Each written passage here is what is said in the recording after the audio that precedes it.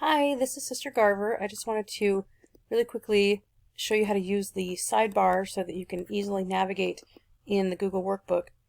So this here is the sidebar, and it has different headings that you can go down, and it can quickly navigate you to any of these assignments or to everything from a certain chapter or things like that.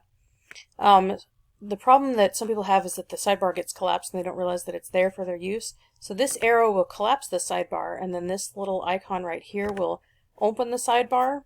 And so again, you can jump quickly from assignment to assignment.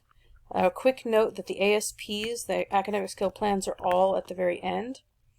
And so if you're looking for those, you can jump down to those. One other trick, you can actually add your own headings if you want to.